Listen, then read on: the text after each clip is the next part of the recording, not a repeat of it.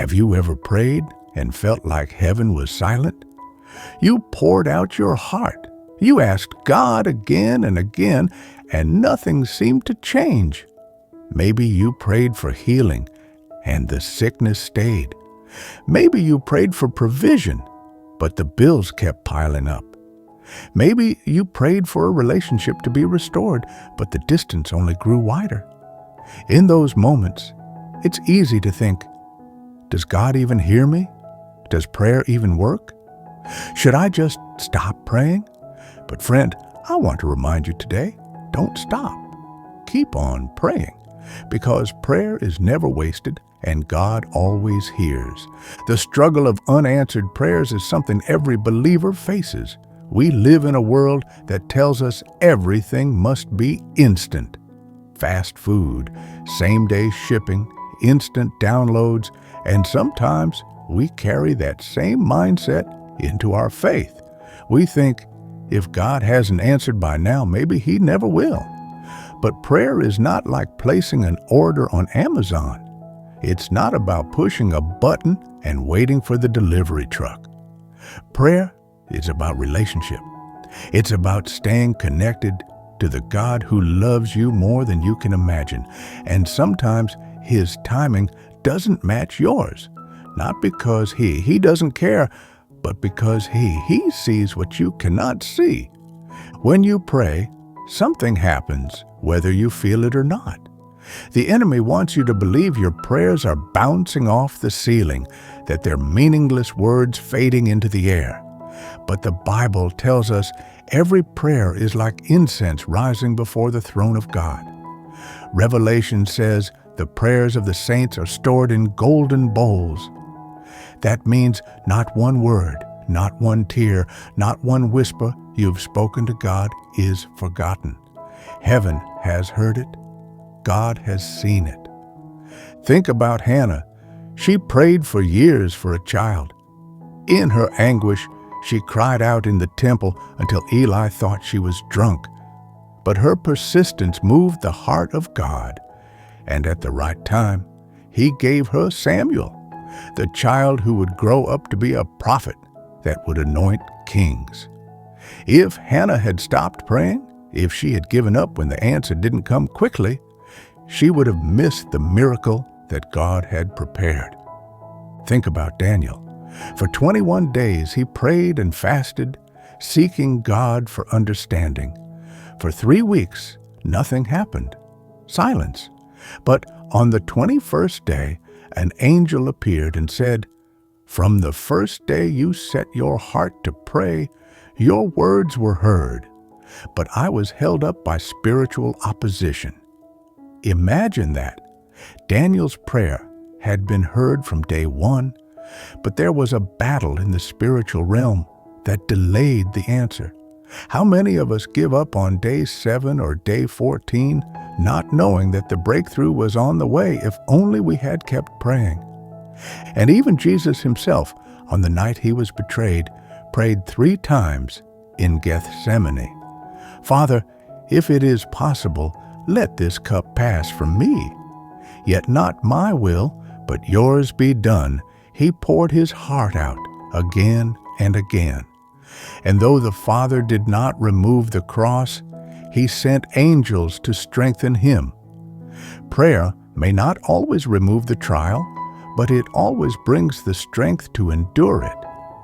The truth is, God's timing is not our timing, and His silence does not mean absence. When you pray and nothing happens, God is not ignoring you. He may be preparing you.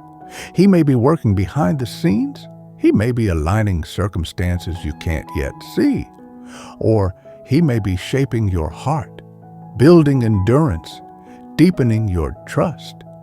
Sometimes unanswered prayers are not no. They are not yet. Let me tell you a story. A man had been out of work for months. Every night he prayed, "God, please give me a job." "Please provide" weeks turned into months. He almost gave up. But one day, a phone call came out of nowhere. A friend had recommended him for a position he didn't even apply for. That job not only met his financial needs, but placed him in an environment where he could minister to others. Looking back, he realized the delay wasn't God's neglect. It was God's setup. If he had gotten a different job earlier, he would have missed the one God intended for him. Or think of a woman who prayed for years for her husband to come to faith. Every Sunday, she went to church alone. Every night, she prayed, "Lord, soften his heart." She saw no change, but after decades of prayer, one morning, he surprised her and said, "I'll come with you today." That day, he gave his life to Christ. Years of silence, years of tears, but not one prayer wasted. Friend, maybe you've been praying for something and you're tired. You feel like giving up. But I want to encourage you. If you're still breathing, keep praying. Your breakthrough may be closer than you think. Prayer is not about forcing God's hand. It's about aligning your heart with His will. And as you keep praying, your heart will change, your faith will grow, and your endurance will be strengthened. Here's the danger of quitting. You never know how close you are to the answer. What if the walls of Jericho had fallen on the 7th lap, but Israel had stopped at 6? What if Elijah had stopped praying after sending his servant 6 times and never saw the cloud on the 7th?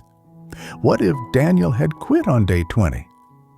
The difference between a testimony and a tragedy is often just one more prayer. The enemy fears a praying believer because prayer moves the hand of God and prayer weakens the hold of the enemy. That's why Satan whispers in your ear, "It's useless. Stop wasting your time." He knows if you stop praying, he can stop worrying. So when you feel the strongest urge to quit, that's often the moment you're closest to breakthrough. Keep on praying when you don't feel like it. Keep on praying when you're discouraged. Keep on praying when it feels pointless. Keep on praying when the answer seems impossible. Because prayer is not about what you see. It's about who you trust. So what do you do when you feel like giving up on prayer? First, be honest with God. Tell Him your doubts, your frustrations, your pain. He's not afraid of your honesty. In fact, He invites it. Second, surround yourself with others who will pray with you and for you. Don't carry the burden alone. The Bible says, "Where 2 or 3 gather in my name, there I am with them." Third, remind yourself of God's promises. Write them down. Speak them out loud. Let His word fuel your prayers. And fourth, trust that God is working even when you can't see it. Friend, don't stop now. Keep on praying. The God who heard Hannah, the God who heard Daniel, the God who restored Peter, the God who raised Jesus from the dead, that same God hears you today. Your tears are not wasted. Your faith is not wasted. Your prayers are not wasted. One day you'll look back and realize that the season of waiting wasn't empty. It was preparation. That the silence wasn't neglect. It was love. That the delay wasn't punishment. It was protection. And that the answer, when it came, was better than anything you could have imagined. So lift your head, take a deep breath, and whisper one more prayer. Because your Father hears you, and He is closer than you think. Don't stop. Don't give up. Keep on praying.